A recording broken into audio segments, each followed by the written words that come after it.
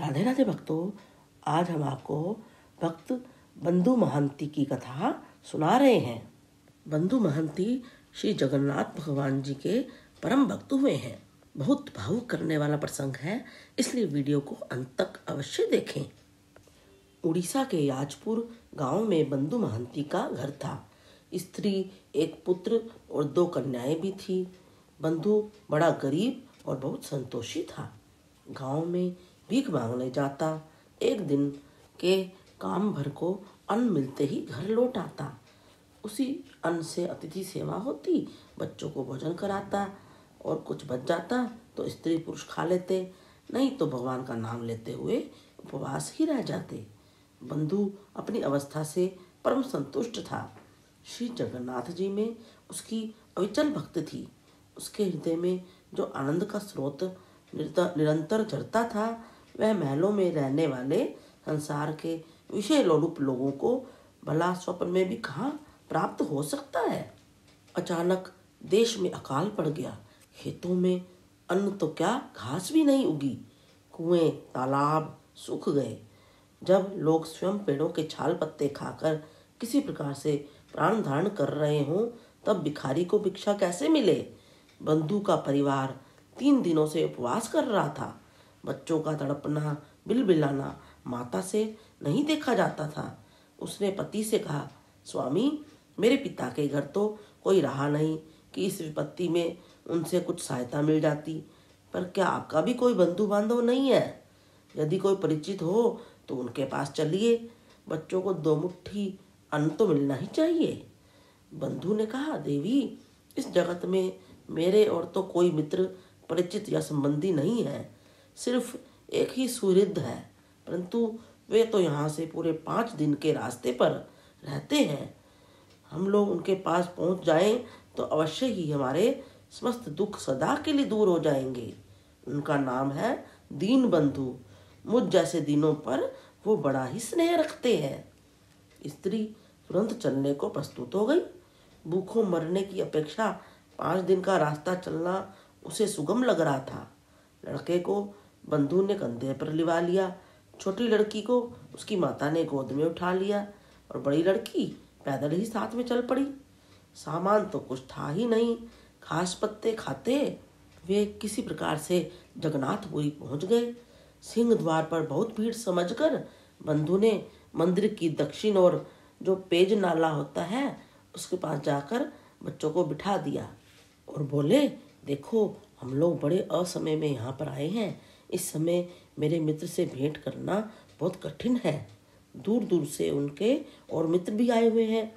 उनकी भीड़ के मारे मंदिर में प्रवेश पाना ही कठिन है। आज की रात तो पेज नाले के पानी पीकर ही प्यास बुझानी पड़ेगी। कल अपने बंधु से मिलकर सारी बातें कहूँगा। बेचारी स्त्री इतना ही जानती थी कि यहाँ उसके पति के कोई संपन्न मित्र हैं। उनसे मिलने पर बच्चों के प्राण बच जाएंगे। उसे धन दौलत नहीं चाहिए था। 2 मुट्ठी अन्न बच्चों को मिल जाए तो अपने प्राणों की भी उसे चिंता नहीं। उस पतिव्रता ने फूटी हंडिया से उस नाले का फेन ही बच्चों को पिला दिया, स्वयं भी पिया और अपने पति देव को भी पिलाया। भक्तों, यदि आपको यह कथा पसंद आ रही है तो जल्दी से इस चैनल को लाइक और सब्सक्राइब कर दीजिए, ताकि आपको अन्य कथाएं भी उपलब्ध हो सकें। परंतु बंधु महंती के हृदय की दशा तो दूसरी ही थी। उसके मन में ना धन की इच्छा थी और ना अन्न की। वे तो घर से अपने दीन बंधु के यहाँ पर पापी पेट के लिए भीख मांगने का विचार करके नहीं चले थे। वे सोच रहे थे, प्रभु की कितनी दया है, मुझे तथा मेरी स्त्री एवं बच्चों को भी जगन्नाथ जी के दर्शन होंगे। देह भी छूटेगा तो पावन पुरुषोत्तमपुरी में छूटेगा। मरना तो सबको एक दिन है ही। भगवान विश्वम्भर तो सब कहीं हैं। उन पर अविश्वास करके अन्न के लिए भला दर दर कौन भटकेगा। नीलांचल आकर तो उनके दर्शन का परम लाभ प्राप्त करना है। नाथ, तुमसे कहना क्या है, तुम तो स्वयं सब जानते हो। मैं तो यही कहने आया हूँ कि मेरे मन में कोई कामना हो तो उसे दूर कर दो। बंधु महंती के लिए उपवास किए हुए बच्चों तथा स्त्री के लिए तो यह नाले का फेन ही अमृत जान पड़ा था। वे उसे पीकर सो गए। श्री जगन्नाथ मंदिर में रात की सेवा समाप्त होने पर मंदिर द्वार पर रस्सी बांधकर मोहर लगा दी गई। मशालें जल गई। सब लोग बाहर चले गए। सब द्वार बंद हो गए। सेवक गण सो गए। सब सो गए, पर जिसका बंधु 5 दिन का रास्ता तय करके पेज नाले पर सपरिवार पड़ा था, जिसकी बंधुता पर विश्वास करके वह इतनी दूर से आया था, वे दीन बंधु कैसे सो जाते? उन परम प्रभु के नेत्रों में निद्रा कहाँ? वे उठे, भंडार गृह में गए और अपने रत्न थाल को 56 भोग प्रसाद से सजाकर एक ब्राह्मण के वेश में मंदिर के दक्षिण द्वार से बाहर आकर पुकारने लगे, बंधु, ओ बंधु! पुरी की इस महानगरी में एक अपरिचित अज्ञात बंधु महंती को भी कोई पुकार सकता है? यह बात बंधु कैसे मान लेता? पुरी में और जाने कितने बंधु हो सकते हैं। अतएव पुकार सुनकर भी उसने उत्तर नहीं दिया। अंत में जब पुकारने वाले ने याजपुरिया बंधु ऐसा कहकर पुकारना प्रारंभ किया, वह तो हड़बड़ाकर ही उठ पड़ा और द्वार के पास आया। ब्राह्मण ने स्वर में उलाहना भरकर कहा, मैं पुकारते पुकारते थक गया। मेरे हाथ इस भारी थाली को उठाकर दर्द करने लगे, पर तुम कैसे हो जो सुनते ही नहीं हो? लो इसे, आज इतने से काम चलाओ। कल से तुम्हारे रहने की और भोजन की सब व्यवस्था हो जाएगी, कोई चिंता मत करना। बंधु महंती तो मुख देखता ही रह गया। थाल ले लिया उसने, उसे एक शब्द भी बोलने का अवसर नहीं दिया। वे ब्राह्मण देवता मंदिर में चले गए। बंधु तो जड़ की भांति सन रह गया। बहुत देर में कुछ होश आया, तब मतवाले की भांति झूमता हुआ स्त्री बच्चों के पास पहुंचा, सबको जगाया और सबने महाप्रसाद पाया। स्त्री ने थाल धोया। बंधु उसे लौटाने गया तो देखा कि द्वार बंद है। थाल को अपने फटे चिथड़े में लपेटकर सिर के नीचे रखकर सो गया। प्रातःकाल भंडारी ने भंडार खोला तो उसकी होश हवा उड़ गई। सब वस्तुएं बिखरी पड़ी थी। भगवान के रत्न थाल का पता ही नहीं था। हल्ला मच गया। लोग एकत्र हुए। इधर उधर दौड़ धूप होने लगी और अंत में बंधु को पकड़ लिया गया। कोतवाल के सामने पहुंचाए जाने पर उसने रात की सब बातें सच सच कह दी, परंतु उसकी बात पर कौन विश्वास करता?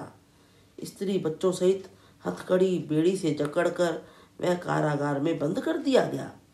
बंधु पर मार पड़ी थी। सब उसे गालियां दे रहे थे। कारागार में बंदी कर दिया गया वह, किंतु इतने पर भी उसे दुख नहीं हुआ, ना ही कोई क्षोभ हुआ। वह कह रहा था, मेरे स्वामी, तुम मेरी परीक्षा ले रहे हो ना, तुम ही बल दे दो, तुम्हारी परीक्षा में मैं उत्तीर्ण हो जाऊं। तुम्हारे सभी विधान मंगलमय होते हैं, मैं तो तुम्हारी प्रसन्नता में ही प्रसन्न हूँ। ये लोग आकर मुझे धिक्कारते हैं, गालियाँ देते हैं। यह सब दंड तो मेरे ही किसी पूर्वकृत पाप का फल है।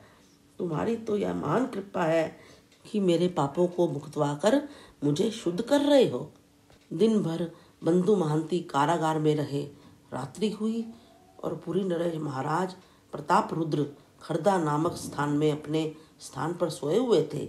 उन्होंने स्वप्न में देखा कि श्री जगन्नाथ जी बहुत ही रुष्ट होकर कह रहे हैं, राजा, मेरा भक्त 5 दिनों से भूखा प्यासा याजपुर से स्त्री बच्चों के साथ पैदल चलकर यहाँ पर आया, परंतु यहाँ तेरे किसी कर्मचारी ने उसकी बात भी नहीं पूछी।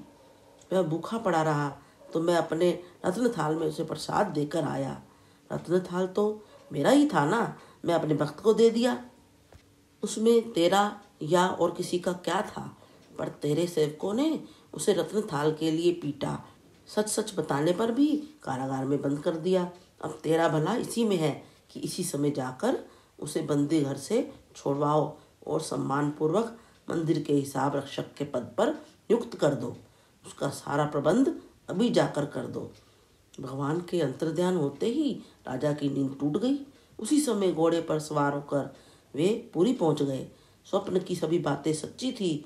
बंधु महंती की हथकड़ी बेड़ी खोलकर वे हाथ जोड़कर बोले, यहाँ के लोगों ने आपको जो कष्ट दिया है वह अपराध उनका नहीं, यह तो मेरा ही अपराध है।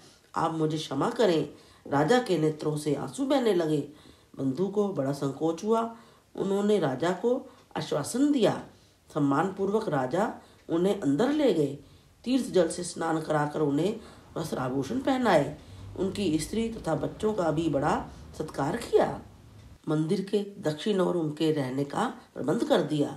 बंधु महंती श्री जगन्नाथ मंदिर के हिसाब रक्षक पद पर नियुक्त हो गए।